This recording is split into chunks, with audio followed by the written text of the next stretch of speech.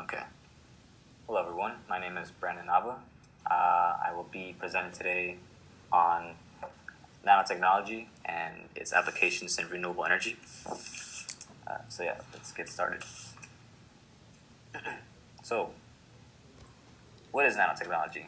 Well, to put it in simple terms, nanotechnology is basically the field of research and innovation in which it concerns with building things such as materials and devices on the molecular level, on the subatomic level, and basically any pretty small. Uh, Applications of nanotechnology are pretty broad. They can expand out towards cancer-combating technology, as well as agricultural ways such as improving water purification systems for farmlands. But the one application I want to get into is actually renewable energy sources. There's a bunch of them out there. There's wind, there's hydroelectric, biofuel, geothermal. But the main three ones I want to talk about today are solar energy, hydrogen fuel cells, and geothermal energy.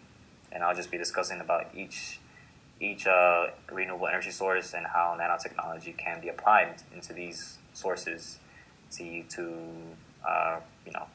achieve better results. So the first renewable energy source I want to talk about is solar energy.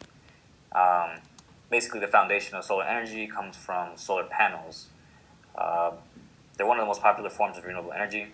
They're increasingly being used by individual households and businesses to produce their own electricity, particularly in warm countries such as Germany, or more developed countries like Germany. So at the center of these solar panels, there are PV cells, which are known as photovoltaic cells, which convert solar energy into electrical voltage. These cells are usually always constructed from different layers of materials, each one with a specific set of purpose suited to its job. Right now, there's currently 3 generations of solar panels. The first generation uses high-quality crystalline silicon.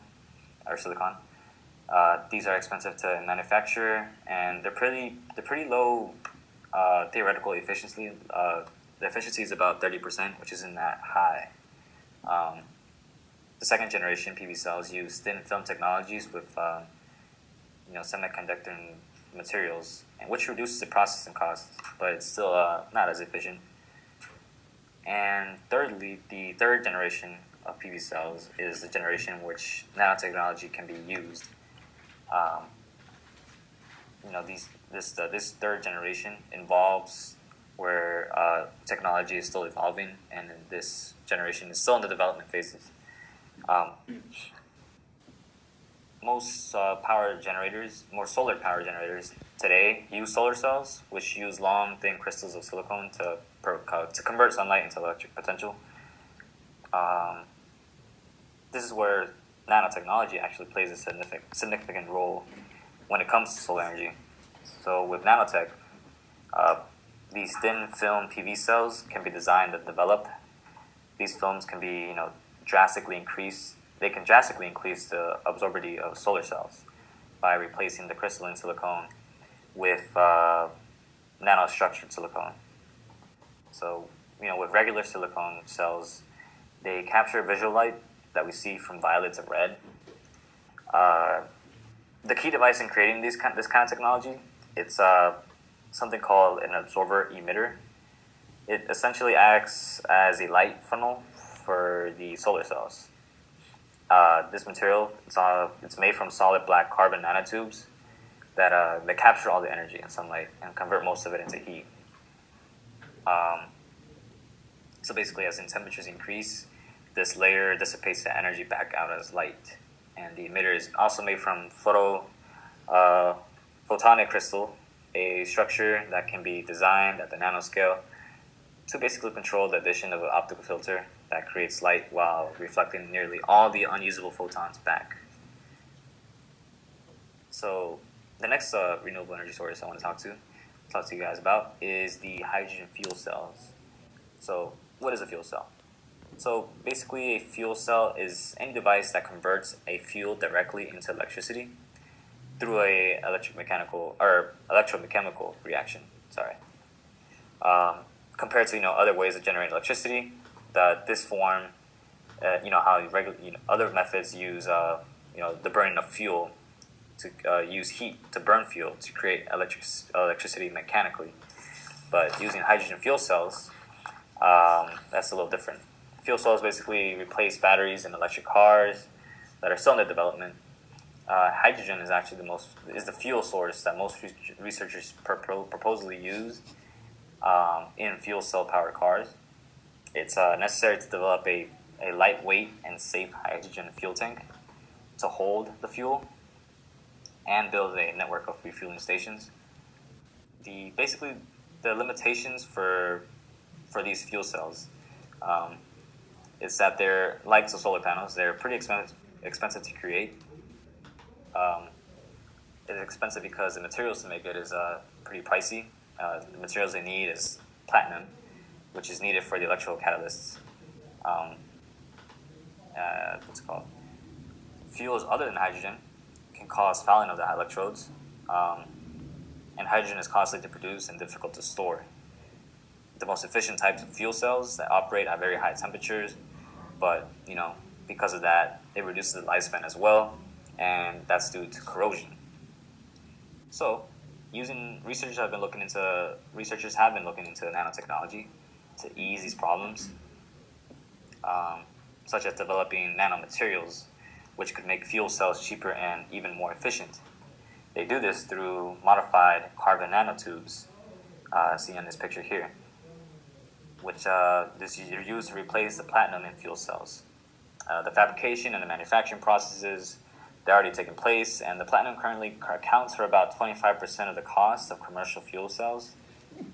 And then these catalysts will remove a major wall to many applications of fuel cells. Another method of making these fuel cells more efficient and even more environmentally friendly is to modify the surface of a regular electrode to remove carbon deposits as they form using barium oxide nanoparticles. And this actually was achieved back in 2011 by researchers in Georgia Tech. The coating they made from the nanoparticles, it formed little small islands on the surface. It left like lots of room for the normal reaction to take place while clearing the catalyst surface of any deposits.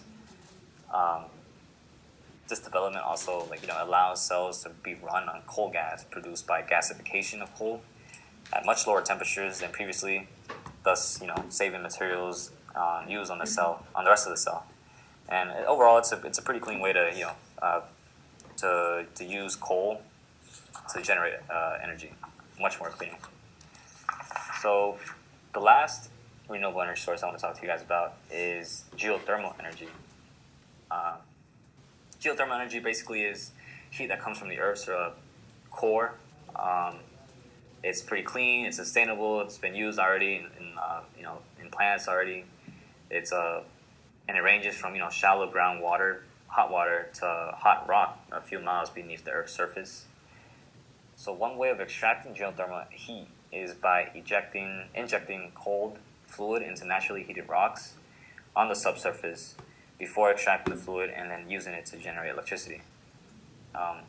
Nanofluids could possibly actually boost the heat properties or the thermal properties of the fluids used in this extraction, the same way they're used in solar power generation. Researchers actually been developing cage-like structures to store the carbon dioxide over at the Pacific Northwest National Laboratory. To their surprise, they found was that nanostructures that could also be acted as heat storage particles within these special liquids they extract, which are currently used to help power turbines in the geothermal plants, as seen in this picture right here. And that's through, of course, evaporation. This research team is actually refining liquid blends using nanostructures in hopes of potentially improving lower production efficiency at plants by about 30 to 40%.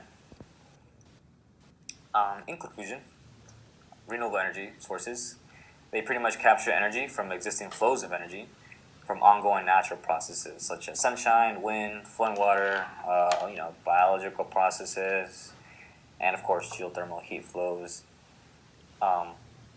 one of the greatest technological challenges today is the development of renewable energy technologies due to serious problems related with production and use of energy. Nanotechnology, it's considered one of the most recommended choices to solve this problem. Even though it's a young field, it's still new, compared to other sciences. But it's already showing pretty big great results in the area of renewable energy sources. But not just renewable energy sources either. Um, Nanotechnology expands out to medicine engineering, even clothing industry, and of course, a bunch of other science and technology applications. But most notable, is the quest for clean energy, and hopefully one day researchers can find a way to really harness renewable energy, um, and create a better future for ourselves. And yeah, that's pretty much it. Thank you.